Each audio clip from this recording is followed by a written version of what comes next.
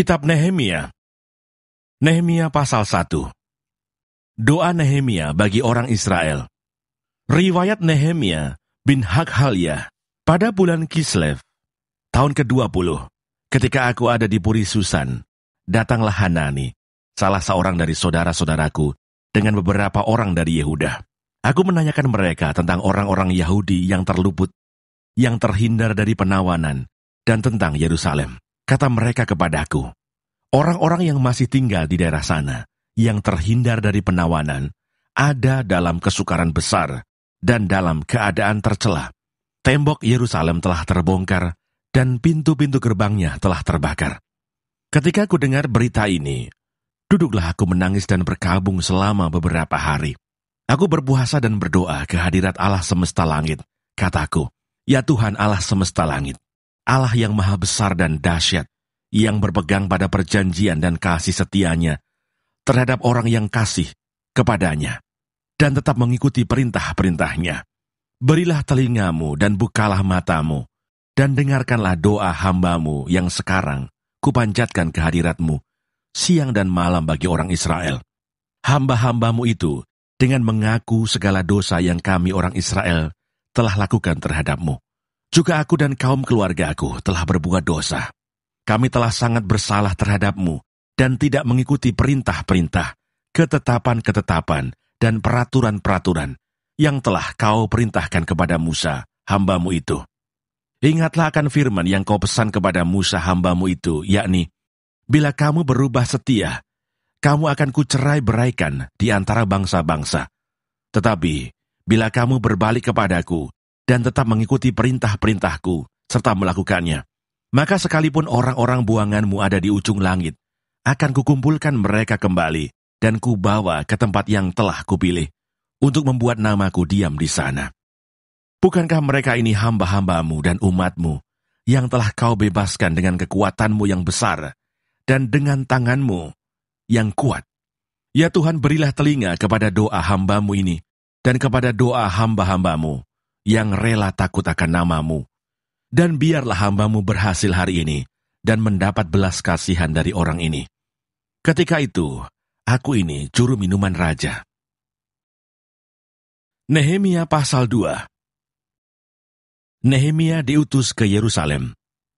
Pada bulan Nisan tahun ke-20 pemerintahan Raja Artasasta, ketika menjadi tugasku untuk menyediakan anggur, aku mengangkat anggur dan menyampaikannya kepada raja. Karena aku kelihatan sedih, yang memang belum pernah terjadi di hadapan raja. Bertanyalah ia kepadaku, mengapa mukamu muram, walaupun engkau tidak sakit? Engkau tentu sedih hati. Lalu aku menjadi sangat takut. Jawabku kepada raja, hiduplah raja untuk selamanya.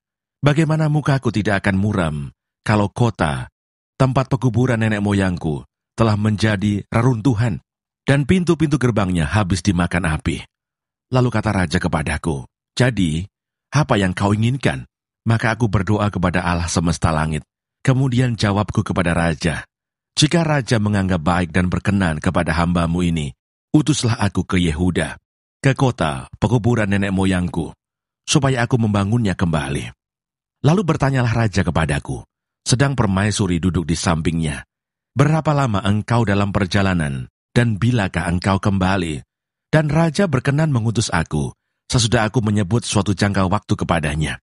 Berkatalah aku kepada raja, jika raja menganggap baik, berikanlah aku surat-surat bagi bupati-bupati di daerah seberang sungai Efrat, supaya mereka memperbolehkan aku, lalu sampai aku tiba di Yehuda. Pula sepucuk surat bagi Asaf, pengawas taman raja, supaya dia memberikan aku kayu untuk memasang balok-balok pada pintu-pintu gerbang di benteng bait suci, untuk tembok kota dan untuk rumah yang akan kudiami. Dan raja mengabulkan permintaanku itu, karena tangan Allahku yang murah melindungi aku. Maka datanglah aku kepada bupati-bupati di daerah seberang sungai Efrat, dan menyerahkan kepada mereka surat-surat raja. Dan raja menyuruh panglima-panglima perang dan orang-orang berkuda menyertai aku. Ketika Sanbalat orang Horon dan Tobia, orang Amon, pelayan itu mendengar hal itu, mereka sangat kesal karena ada orang yang datang mengusahakan kesejahteraan orang Israel. Tekad untuk membangun kembali tembok Yerusalem. Maka tibalah aku di Yerusalem. Sesudah 3 hari aku di sana. Bangunlah aku pada malam hari bersama-sama beberapa orang saja yang menyertai aku. Aku tidak beritahukan kepada siapapun rencana yang akan kulakukan untuk Yerusalem, yang diberikan Allahku dalam hatiku. Juga tak ada lain binatang kepadaku, kecuali yang kutunggangi. Demikianlah pada malam hari, aku keluar melalui pintu gerbang Lebak, ke jurusan mata air ular naga, dan pintu gerbang sampah.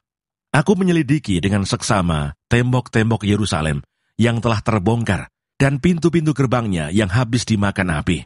Lalu aku meneruskan perjalananku ke pintu gerbang mata air dan ke kolam raja. Karena binatang yang kutunggangi tidak dapat lalu di tempat itu. Aku naik ke atas melalui wadi pada malam hari dan menyelidiki dengan seksama tembok itu. Kemudian aku kembali, lalu masuk melalui pintu gerbang Lebak. Demikianlah aku pulang. Para penguasa tidak tahu kemana aku telah pergi dan apa yang telah kulakukan. Karena sampai kini, aku belum memberitahukan apa-apa kepada orang Yahudi, baik kepada para imam maupun kepada para pemuka, kepada para penguasa dan para petugas lainnya.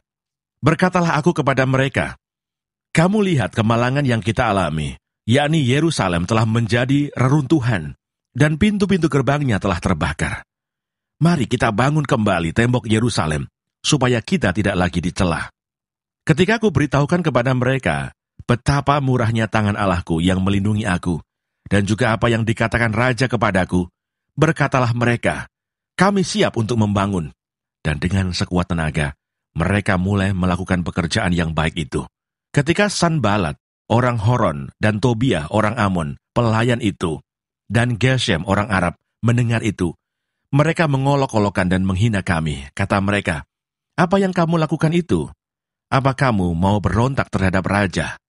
Aku menjawab mereka, kataku, Allah semesta langit, dialah yang membuat kami berhasil. Kami, hamba-hambanya, telah siap untuk membangun, tetapi kamu tak punya bagian atau hak dan tidak akan diingat di Yerusalem. Nehemia pasal 3. Para peserta dalam pembangunan. Maka bersiaplah imam besar Eliasib dan para imam, saudara-saudaranya, lalu membangun kembali pintu gerbang domba.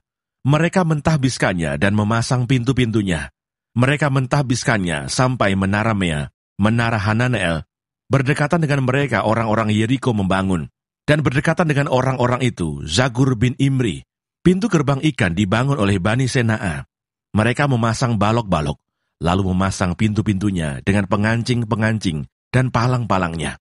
Berdekatan dengan mereka, Meremot bin Uria bin Hakos mengadakan perbaikan, dan berdekatan dengan dia, Mesulam bin Berekyah bin Mezezabel, berdekatan dengan dia, Zadok bin Baana mengadakan perbaikan, dan berdekatan dengan dia, orang-orang Tekoa. Hanya pemuka-pemuka mereka tidak mau memberi bahunya untuk pekerjaan tuan mereka. Pintu gerbang lama diperbaiki oleh Yoyada bin Pasiah dan Mesulam bin Besoja. Mereka memasang balok-balok, lalu memasang pintu-pintunya dengan pengancing-pengancing dan palang-palangnya. Berdekatan dengan mereka, Melaca, orang Gibeon dan Yadon, orang Meronot, mengadakan perbaikan beserta orang-orang Gibeon dan Mispa yang berada di wilayah kekuasaan Bupati, daerah sebelah barat sungai Efrat.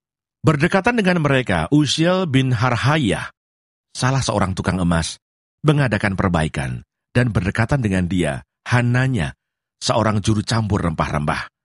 Mereka memperkokoh Yerusalem sampai tembok lebar. Berdekatan dengan mereka, Refaya bin Hur, penguasa setengah wilayah Yerusalem yang satu, mengadakan perbaikan. Berdekatan dengan dia, Yedaya bin Harumaf mengadakan perbaikan, tepat di depan rumahnya, dan berdekatan dengan dia, Hatus bin Hasabneah, Malkia bin Harim, dan Hasub bin Pahat Moab, memperbaiki bagian yang lain dan menara perapian. Berdekatan dengan mereka, Salum bin Halohes, penguasa setengah wilayah Yerusalem yang lain, mengadakan perbaikan bersama-sama anak-anak perempuannya. Pintu gerbang Lebak diperbaiki oleh Hanun dan penduduk Sanoah. Mereka membangunnya kembali dan memasang pintu-pintunya dengan pengancing-pengancing dan palang-palangnya. Pula tembok diperbaiki sepanjang 1000 hasta sampai pada pintu gerbang sampah. Pintu gerbang sampah diperbaiki oleh Malkia bin Rekab, penguasa wilayah Bet-Kerem, Ia membangunnya kembali dan memasang pintu-pintunya dengan pengancing-pengancing dan palang-palangnya. Pintu gerbang mata air diperbaiki oleh Salum bin Kolhose, penguasa wilayah Mispa. Pintu gerbang itu dibangunnya kembali, diberinya atap, dan dipasangnya pintu-pintunya dengan pengancing-pengancing dan palang-palangnya. Juga diperbaikinya tembok kolam penampung air saluran dekat Taman Raja sampai pada tangga-tangga yang menurun dari kota Daud. Di sampingnya, Nehemia bin Asbuk, penguasa setengah wilayah Betsur, mengadakan perbaikan sampai di depan pekuburan Daud dan sampai pada kolam buatan dan rumah para pahlawan. Di sampingnya orang-orang Lewi mengadakan perbaikan, yakni Rehum bin Bani, dan berdekatan dengan dia Hasabiah, penguasa setengah wilayah Kehila yang satu untuk wilayahnya. Di sampingnya saudara-saudara mereka, yakni Binui bin Henadad, penguasa setengah wilayah Kehila yang lain, mengadakan perbaikan. Berdekatan dengan dia Eser bin Yesua, penguasa Mispa, memperbaiki bagian yang berikut di depan pendakian ke gudang senjata dekat sudut. Di sampingnya, Baruh bin Sabai memperbaiki bagian yang berikut dari sudut sampai pada pintu masuk rumah imam besar Eliasib. Di sampingnya, Meremot bin Uria bin Hakos memperbaiki bagian yang berikut dari pintu masuk rumah Eliasib sampai pada ujung rumah Eliasib. Di sampingnya para imam, orang-orang dari lembah Yordan, mengadakan perbaikan. Di samping mereka, Benyamin dan Hasub mengadakan perbaikan di depan rumah mereka. Di samping mereka, Asaria bin Maaseah bin Anaya mengadakan perbaikan di samping rumahnya. Di sampingnya, Binui bin Henadad memperbaiki bagian yang berikut dari rumah Asaria sampai sudut dan sampai penjuru. Palal bin Usai mengadakan perbaikan di depan sudut dan di depan menara yang tinggi yang menonjol dari istana raja, dekat pelataran penjagaan. Di sampingnya, Pedaya bin Paros mengadakan perbaikan sampai di depan pintu gerbang air, di sebelah timur, dan di depan menara yang menonjol. Adapun para budak di Bait Allah tinggal di Ofel. Di samping Pedaya, orang-orang Tekoa memperbaiki bagian yang berikut, dari depan menara besar yang menonjol itu, sampai tembok Ofel. Mulai dari pintu gerbang kuda, para imam mengadakan perbaikan, masing-masing di depan rumahnya. Di samping mereka, Zadoh bin Imer mengadakan perbaikan di depan rumahnya. Di sampingnya, Semaya bin Sekanya, penjaga pintu gerbang timur. Di sampingnya, Hanaya bin Selemia dan Hanun, anak Zalaf yang keenam, memperbaiki bagian yang berikut. Di samping mereka, Mesulam bin Berekyah mengadakan perbaikan di depan biliknya. Di sampingnya Malkia, seorang tukang emas, mengadakan perbaikan sampai pada rumah para budak di Bait Allah dan para pedagang di depan pintu gerbang pendaftaran dan sampai pada kamar atas di penjuru. Lalu antara kamar atas di penjuru dan pintu gerbang domba, para tukang emas dan para pedagang mengadakan perbaikan. Nehemia pasal 4. Kewaspadaan terhadap orang-orang yang menentang pembangunan. Ketika Sanbalat mendengar bahwa kami sedang membangun kembali tembok, bangkitlah amarahnya dan ia sangat sakit hati.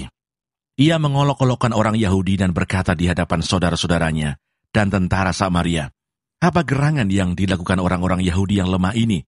Apakah mereka memperkokoh sesuatu? Apakah mereka hendak membawa persembahan? Apakah mereka akan selesai dalam sehari? Apakah mereka akan menghidupkan kembali batu-batu dari timbunan puing yang sudah terbakar habis seperti ini?" Lalu berkatalah Tobia orang Amon itu, yang ada di dekatnya, "Sekalipun mereka membangun kembali, kalau seekor anjing hutan meloncat dan menyentuhnya, robohlah tembok batu mereka. Ya Allah kami, dengarkanlah bagaimana kami dihina. Balikkanlah cercaan mereka menimpa kepala mereka sendiri, dan serahkanlah mereka menjadi jarahan di tanah tempat tawanan. Jangan kau tutupi kesalahan mereka, dan dosa mereka jangan kau hapus dari hadapanmu. Karena mereka menyakiti hatimu dengan sikap mereka terhadap orang-orang yang sedang membangun. Tetapi kami terus membangun tembok sampai setengah tinggi dan sampai ujung-ujungnya bertemu, karena seluruh bangsa bekerja dengan segenap hati." Ketika Sanbalat dan Tobia serta orang Arab dan orang Amon dan orang Asdod mendengar bahwa pekerjaan perbaikan tembok Yerusalem maju dan bahwa lobang-lobang tembok mulai tertutup, maka sangat marahlah mereka. Mereka semua mengadakan persepakatan bersama untuk memerangi Yerusalem dan mengadakan kekacauan di sana. Tetapi kami berdoa kepada Allah kami dan mengadakan penjagaan terhadap mereka siang dan malam karena sikap mereka. Berkatalah orang Yehuda, kekuatan para pengangkat sudah merosot dan puing masih sangat banyak. Tak sanggup kami membangun kembali tembok ini. Tetapi lawan-lawan kami berpikir, mereka tidak akan tahu dan tidak akan melihat apa-apa sampai kita ada di antara mereka, membunuh mereka dan menghentikan pekerjaan itu. Ketika orang-orang Yahudi yang tinggal dekat mereka sudah 10 kali datang memperingatkan kami, mereka akan menyerang kita dari segala tempat tinggal mereka.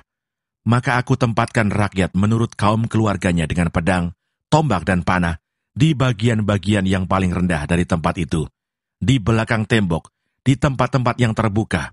Kuamati semuanya, lalu bangun berdiri dan berkata kepada para pemuka dan para penguasa dan kepada orang-orang yang lain, janganlah kamu takut terhadap mereka. Ingatlah kepada Tuhan yang maha besar dan dahsyat, dan berperanglah untuk saudara-saudaramu, untuk anak-anak lelaki dan anak-anak perempuanmu, untuk istrimu dan rumahmu.